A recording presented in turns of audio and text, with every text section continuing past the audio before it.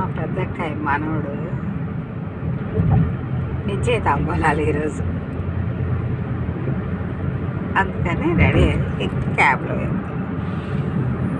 Function హాల్కి సికింద్రాబాద్ దగ్గర Kompally function. అందుకే నిన్న ఈ శారీ ట్రై చేశాను, బాగుందా లేదా. చాలామంది బాగుందని చెప్పారు, అందుకని మళ్ళీ అదే శారీ కట్టుకొని వెళ్తాను. గ్రీన్ ఇవాళ అసలైతే శనివారం నలుపు, కానీ మనం వెళ్ళేది ఫంక్షన్కి కదా, అందుకని శుభప్రదమైన బట్టలు వేసుకున్నారు. మొన్న చూడంగానే వాళ్ళు శుభప్రదంగా భావించుకోవాలి. కొంతమంది బ్లాక్ వేసుకుంటే ఇష్టపోతారు ఫంక్షన్కి కూడా. ఇలాంటి బట్టలు వేసుకునేంటి, నలుపు వేసుకునేంటి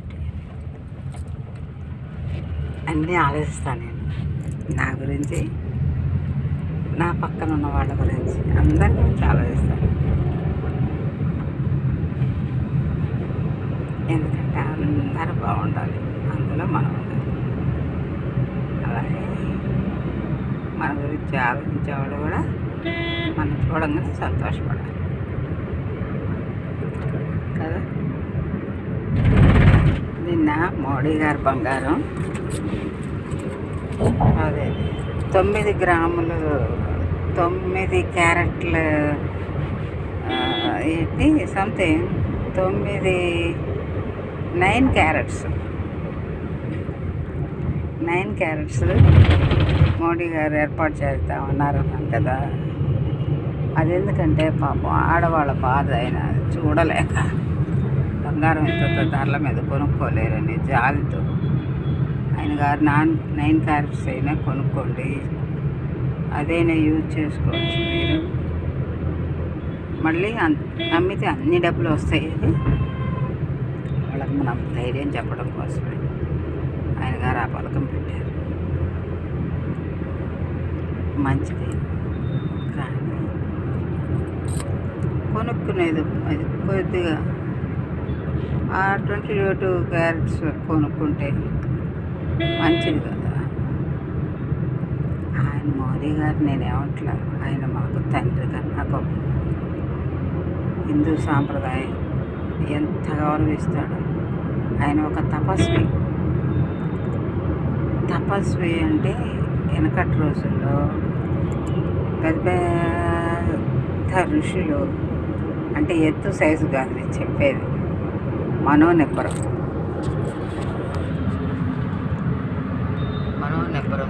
కొన్ని వేల సంవత్సరాలు తపస్సులు చేసి ఋషులై వాళ్ళన్నీ కనిపెట్టారు, ఎన్నో సందేశాలు ఇచ్చారు. అలాంటి ఒక ఋషి ఆత్మే మన మోడీ గారు. ఇంగో గుడ్డ వాసనలాగా ఆయన జీవాత్మ ఇప్పుడు మళ్ళీ మోడీ గారిలో లాగా మనకు వచ్చి మనకి ఇదంతా చేస్తున్నారు. మోడీ గారు సామాన్యమైన వ్యక్తి కాదు, ఒక పెద్ద పూర్వజన్మలో పెద్ద తపస్వి. ఆయన ఆ తపస్వి ఫలితం వల్లనే మనం ఎన్ని రకాలుగా మన హిందూ సాంప్రదాయాన్ని కాపాడుకుంటాం. ఆయన అందరినీ గౌరవిస్తాడు, అన్ని మతాలను గౌరవిస్తాడు, కానీ తప్పు చేస్తే తాట తీపిస్తాడు. చూసాం కదా యుద్ధం గురించి. మనం అంత గొప్పగా ఉండాలి, అంత గొప్పగా ఆలోచించాలి. మనం కాపాడుకుంటూ మన చుట్టుపక్కల పరిధిని కాపాడాలి.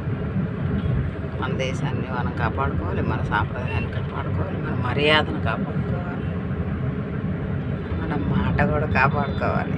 కాకపోతే మాట ఎందుకు వస్తుందంటే నాకు చుట్టూ ఉన్న బాధలను చూసి వస్తుంది. వీళ్ళని ఎలా రక్షిద్దామనే ఆలోచన తాపత్రయంతో వస్తుంది. అంతేగాని నేను ఎవరిని కోపం వచ్చి పిచ్చి మాటలు మాట్లాడాను. నాకే కోపం ఉండదు అస్సలు, ఎందుకంటే కోపం క్షణికమైనది, జీవితం చాలా ఉంటుంది. జీవితం శాశ్వతమని నేను అన్న, ఎందుకంటే పొడగే కాబట్టి. నా కోపం కాదు. మోడీ గారి పద్ధతి చాలా మంచిది. దాని గురించి కాదు నేను చెప్పేది. ఈ డబ్బు దాచిపెట్టి బంగారం గోల్డ్ నిల్వలు చేసుకొని కుర్చీలు పొలాలు చేసుకొని బ్యాంకులో దాచిపెట్టి దాన్ని పెరుగుదల కోసం ఎదురు చూసేవాళ్ళు ఎంత పెంచుకుంటారు? మీరు దానికంటూ ఒక టార్గెట్ ఉందా? ₹1,00,000, 2,00,000, 3,00,000, 4,00,000, 5,00,000, 10,00,000 ఎన్ని పెరిగి తిన్నదాకా మనం బతుకుంటాం, చచ్చేపోతాం కదా. చచ్చేదాన్ని ఎందుకు అంత పెంచుకుంటా పోయి ఎవ్వరికి అందకుండా చేసి ఆకాశంలో పెట్టాం. చందమామని ఆకాశంలో ఉన్నా కూడా అక్కడికి కూడా పోతుంటే ఆయన్ని కూడా మనం ఏదో తెలుసుకోవాలి అని తాపత్రయపడుతుంటే తాపత్రయం తప్పులేదు, కానీ దేన్ని నాశనం చేసే హక్కు మాత్రం మనకు లేదు. మనం వచ్చాము, మన ధర్మం నిర్వర్తించాము, మనం ఈ కాలం నుంచి స్వామికి ఎల్లో ఐక్యమయ్యాము అన్నది ఒకటి మనకు ముఖ్యం కదా. అలాగే మనం ఎప్పుడైనా సరే సర్వజన రక్షణ కోరుతాం. సర్వలోకాన్ని శుభప్రదంగా చూద్దాం. పాతాళ లోకం దాకా ఆకాశం అంత ఎత్తు అపార్ట్మెంట్లు వేసి అక్కడే జీవించాలని ఏం లేదు. ఒక పరిధి పెట్టుకొని ఆ పరిధి ప్రకారం జీవించండి. ప్రకృతిని నాశనం చేయకండి, ప్రకృతిని కాపాడండి. హిందూ సాంప్రదాయాన్ని కాపాడండి అని చెప్పాను. ప్రకృతిని కూడా కాపాడమని ప్రతిని అడుగుకుంటున్నాం. ప్రకృతి మన ముందు తరాల వాళ్ళు మనం చూసి గర్వపడాలి. ఉన్న కొన్నాళ్ళైనా మొత్తం నాశనం చేసిపోయారని మన ముందు తరాల పిల్లలు బాధపడకూడదు కదా. చిన్నారులకి మన వంతు సహాయం ప్రకృతిని అంతా బాగు చేద్దాం. చెట్లు నాటుదాం, మంచి చెట్లు, మంచి గుళ్ళు, గోపురాలు, సాంప్రదాయాన్ని అందిద్దాం. ముందు మన పిల్లలతో పద్ధతిగా పెంచుకుందాం. ఏ సాంప్రదాయం పుట్టిన వాళ్ళే ఆ సాంప్రదాయం ప్రకారం పెంచుకుంటాం. స్టైల్గా పెంచుకోవచ్చు, సాంప్రదాయాన్ని పాటించుకోవచ్చు. ఓకేనా? Bye. Like and subscribe, share. Modi గారు మనందరికీ తండ్రి లాంటి వారు. ఆయన ఒక పెద్ద గురువే మనకి తండ్రిలాగా వచ్చారు కదా. ఆ తండ్రికి ఈరోజు శనివారం నా శుభాకాంక్షలు తెలియపరుస్తూ మనందరి తరపున కూడా ఆయనకి 100,000,000 ధన్యవాదాలు తెలియపరుస్తూ నిండు నూరేళ్ళు ఆయుర ఆరోగ్య ఐశ్వర్యాలతో,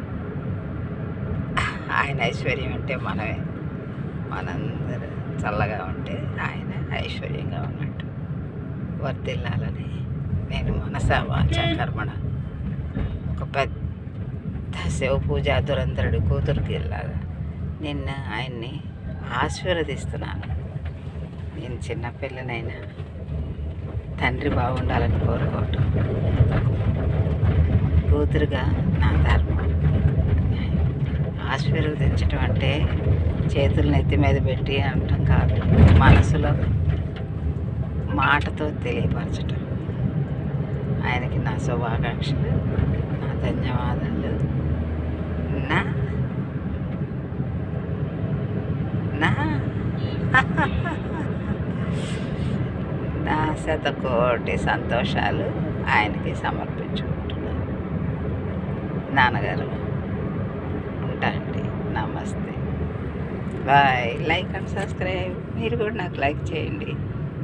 బాయ్. Like and subscribe.